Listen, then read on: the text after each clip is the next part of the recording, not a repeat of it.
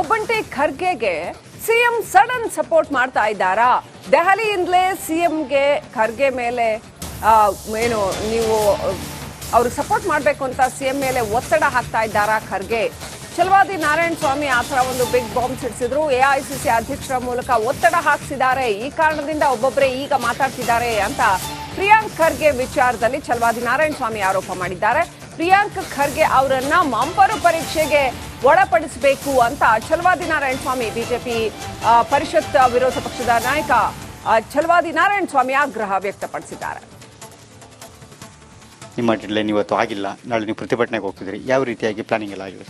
ಇವತ್ತು ಸಂಜೆವರೆಗೂ ನೋಡ್ತೇವೆ. ಇವತ್ತು ಆಗಲಿಲ್ಲ ಅಂತಂದ್ರೆ ನಾಳೆ ಹೋಗೋದು ನಿಜ.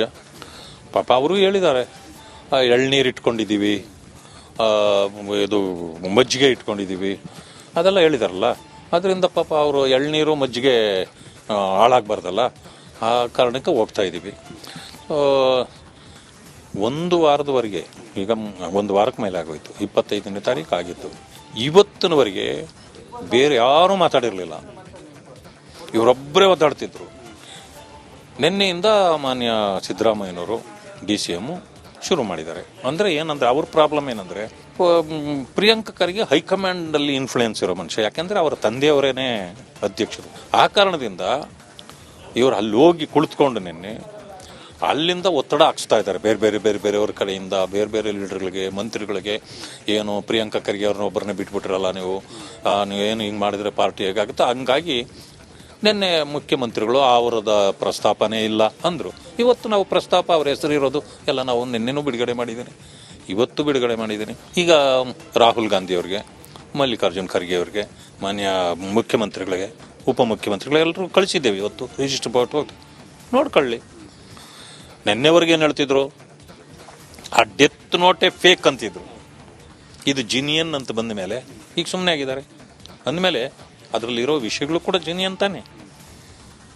ಅದನ್ನು ಇವಾಗ ಅರ್ಥ ಮಾಡ್ಕೊಂಡು ಅವರ ರಾಜೀನಾಮೆ ಪಡಿಬೇಕು. ನಾಳೆ ನೀವು ಪ್ರತಿಭಟನೆ ಮಾಡ್ತೀರಿ, ಇದಾದ ನಂತರ ಪ್ರಿಯಾಂಕ್ ಖರ್ಗೆ ಅವ್ರು ಕೂಡ ಅವ್ರ ಬೆಂಬಲಕ್ಕೆ ನಿಂತ್ಕೊಂಡು ಅವ್ರು ಕೂಡ ಆ ಕಡೆಯಿಂದ ಕೂಡ ಪ್ರತಿಭಟನೆ ಶುರು ಮಾಡ್ಬೋದಾ ಅಂತ? ನಾವು ಯಾರನ್ನು ತಡೆಯೋಕೆ ನಮ್ಮಿಂದನೂ ಆಗಲ್ಲ, ನಮ್ಮನ್ನು ತಡೆಯೋಕೆ ಅವರಿಂದನೂ ಆಗಲ್ಲ. ಯಾವುದೇ ಇದ್ರೂ ಸತ್ಯನೇ ಹೊರಗಡೆ ಬರಬೇಕಲ್ಲ, ಮಿಥ್ಯ ಕೆಲಸ ಮಾಡೋದಿಲ್ಲ. ಅದಕ್ಕೆ ನಮ್ಮ ಹೋರಾಟ ಇದ್ದೇ ಇರ್ತದೆ. ಜನನೂ ತೀರ್ಮಾನ ಮಾಡ್ತಾರೆ, ಜನ ನೋಡ್ತಿರ್ತಾರೆ. ಈಗಾಗಲೇ ಪರಿಸ್ಥಿತಿ ಏನಾಗಿದೆ ಅಂತ ಗೊತ್ತು. ನೋಡ, ಒಂದು ಬಡ ಕುಟುಂಬ ಹಾಳಾಗಿದೆ, ಒಬ್ಬ ಜೀವ ತೆತ್ತಿದ್ದಾನೆ. ಅದಕ್ಕೆ ಉತ್ತರ ಕೊಡೋದ್ರ ಬದಲು ಇವತ್ತು ನಾನಿಲ್ಲ ಅದಕ್ಕೆ ಯಾರು ಉತ್ತರ ಕೊಡಬೇಕಂತೆ? ಸರ್ಕಾರ ಯಾಕೆ ಮಾಡ್ತಿದ್ದೀರಿ ನೀವು? ನನಗೆ ಈ ರೀತಿಯ ಅನೇಕ ಪ್ರಶ್ನೆಗಳು ಉದ್ಭವ ಆಗುತ್ತೆ. ಇದಕ್ಕೆ ಸರ್ಕಾರ ಅವಕಾಶ ಕೊಡಬಾರ್ದು. CBIಗೆ ಎನ್ಕ್ವೈರಿಗೆ ಕೊಟ್ಟು, ಇದು ಸುಪಾರಿ ಹಿಂದೆ ಯಾರಿದ್ದಾರೆ, ಹನಿ ಟ್ರ್ಯಾಪ್ ಹಿಂದೆ ಯಾರಿದ್ದಾರೆ, ಈ ಜೀವ ಹೋಗಿದ್ರಿಂದ ಯಾರಿದ್ದಾರೆ, ಆ ಕುಟುಂಬವನ್ನು ಭಯಪಡಿಸಿದವ್ರು ಯಾರು, ಇವರೆಲ್ಲರಿಗೂ ಕುಮ್ಮಕ್ಕ ಯಾರು? ಇದೆಲ್ಲ ಬರಬೇಕಲ್ಲ. ಒಬ್ಬಂಟಿ ಖರ್ಗೆಗೆ ಸಿಎಂ ಸಡನ್ ಸಪೋರ್ಟ್ ಮಾಡ್ತಾ ಇದ್ದಾರಾ? ದೆಹಲಿಯಿಂದಲೇ ಸಿಎಂಗೆ ಖರ್ಗೆ ಮೇಲೆ ಏನು ನೀವು ಅವ್ರಿಗೆ ಸಪೋರ್ಟ್ ಮಾಡಬೇಕು ಅಂತ ಸಿಎಂ ಮೇಲೆ ಒತ್ತಡ ಹಾಕ್ತಾ ಇದ್ದಾರಾ ಖರ್ಗೆ? ಛಲವಾದಿ ನಾರಾಯಣ ಸ್ವಾಮಿ ಆ ಥರ ಒಂದು ಬಿಗ್ ಬಾಂಬ್ ಸಿಡಿಸಿದ್ರು. ಎಐಸಿಸಿ ಅಧ್ಯಕ್ಷರ ಮೂಲಕ ಒತ್ತಡ ಹಾಕಿಸಿದ್ದಾರೆ. ಈ ಕಾರಣದಿಂದ ಒಬ್ಬೊಬ್ಬರೇ ಈಗ ಮಾತಾಡ್ತಿದ್ದಾರೆ ಅಂತ ಪ್ರಿಯಾಂಕ್ ಖರ್ಗೆ ವಿಚಾರದಲ್ಲಿ ಛಲವಾದಿ ನಾರಾಯಣ ಸ್ವಾಮಿ ಆರೋಪ ಮಾಡಿದ್ದಾರೆ. ಪ್ರಿಯಾಂಕ್ ಖರ್ಗೆ ಅವರನ್ನ ಮಂಪರು ಪರೀಕ್ಷೆಗೆ ಒಳಪಡಿಸಬೇಕು ಅಂತ ಛಲವಾದಿ ನಾರಾಯಣ ಸ್ವಾಮಿ, ಬಿಜೆಪಿ ಪರಿಷತ್ ವಿರೋಧ ಪಕ್ಷದ ನಾಯಕ ಛಲವಾದಿ ನಾರಾಯಣ ಸ್ವಾಮಿ ಆಗ್ರಹ ವ್ಯಕ್ತಪಡಿಸಿದ್ದಾರೆ. ನಿಮ್ಮ ಡೆಡ್ಲೈನ್ ಇವತ್ತು ಆಗಿಲ್ಲ, ನಾಳೆ ನೀವು ಪ್ರತಿಭಟನೆಗೆ ಹೋಗ್ತಿದ್ರಿ, ಯಾವ ರೀತಿಯಾಗಿ ಪ್ಲಾನಿಂಗ್ ಎಲ್ಲ ಆಗಿದೆ? ಇವತ್ತು ಸಂಜೆವರೆಗೂ ನೋಡ್ತೇವೆ. ಇವತ್ತು ಆಗಲಿಲ್ಲ ಅಂತಂದ್ರೆ ನಾಳೆ ಹೋಗೋದು ನಿಜ. ಪಾಪ ಅವರು ಹೇಳಿದ್ದಾರೆ, ಎಳ್ನೀರು ಇಟ್ಕೊಂಡಿದ್ದೀವಿ, ಇದು ಮಜ್ಜಿಗೆ ಇಟ್ಕೊಂಡಿದ್ದೀವಿ, ಅದೆಲ್ಲ ಹೇಳಿದಾರಲ್ಲ. ಅದರಿಂದ ಪಾಪ ಅವರು ಎಳ್ನೀರು ಮಜ್ಜಿಗೆ ಹಾಳಾಗಬಾರ್ದಲ್ಲ, ಆ ಕಾರಣಕ್ಕೆ ಹೋಗ್ತಾ ಇದ್ದೀವಿ. ಒಂದು ವಾರದವರೆಗೆ, ಈಗ ಒಂದು ವಾರಕ್ಕೆ ಮೇಲೆ ಆಗೋಯ್ತು, 25ನೇ ತಾರೀಕು ಆಗಿತ್ತು. ಇವತ್ತಿನವರೆಗೆ ಬೇರೆ ಯಾರೂ ಮಾತಾಡಿರಲಿಲ್ಲ, ಇವರೊಬ್ಬರೇ ಒದ್ದಾಡ್ತಿದ್ರು. ನಿನ್ನೆಯಿಂದ ಮಾನ್ಯ ಸಿದ್ದರಾಮಯ್ಯನವರು DCM ಶುರು ಮಾಡಿದ್ದಾರೆ. ಅಂದರೆ ಏನಂದರೆ ಅವ್ರ ಪ್ರಾಬ್ಲಮ್ ಏನಂದರೆ, ಪ್ರಿಯಾಂಕ್ ಖರ್ಗೆ ಹೈಕಮಾಂಡಲ್ಲಿ ಇನ್ಫ್ಲೂಯೆನ್ಸ್ ಇರೋ ಮನುಷ್ಯ. ಯಾಕೆಂದರೆ ಅವರ ತಂದೆಯವರೇನೆ ಅಧ್ಯಕ್ಷರು.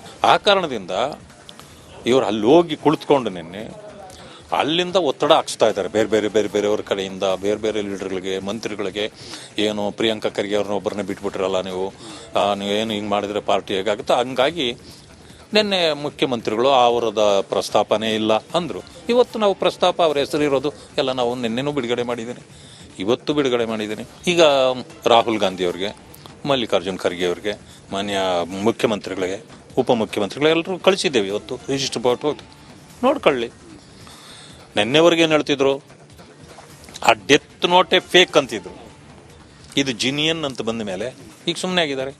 ಅಂದಮೇಲೆ ಅದರಲ್ಲಿರೋ ವಿಷಯಗಳು ಕೂಡ ಜಿನಿಯನ್ ತಾನೆ.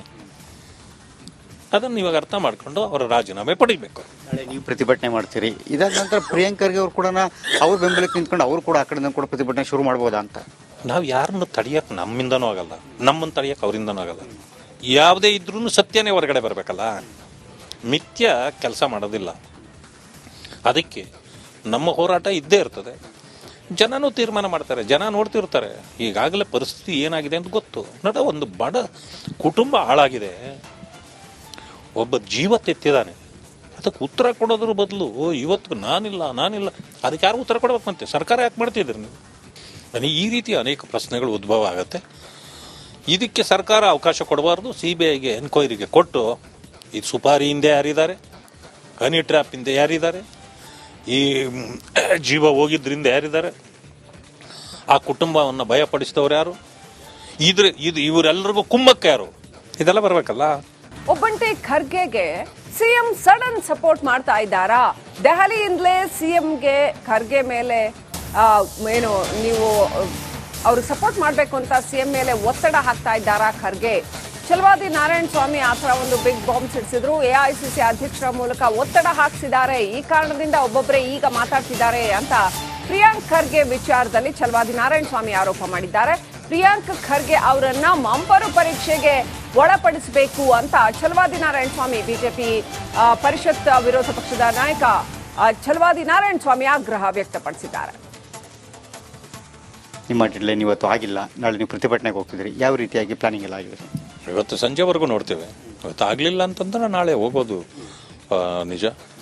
ಪಾಪ ಅವರು ಹೇಳಿದ್ದಾರೆ, ಎಳ್ನೀರು ಇಟ್ಕೊಂಡಿದ್ದೀವಿ, ಇದು ಮಜ್ಜಿಗೆ ಇಟ್ಕೊಂಡಿದ್ದೀವಿ, ಅದೆಲ್ಲ ಹೇಳಿದಾರಲ್ಲ. ಅದರಿಂದ ಪಾಪ ಅವರು ಎಳ್ನೀರು ಮಜ್ಜಿಗೆ ಹಾಳಾಗಬಾರ್ದಲ್ಲ, ಆ ಕಾರಣಕ್ಕೆ ಹೋಗ್ತಾ ಇದ್ದೀವಿ.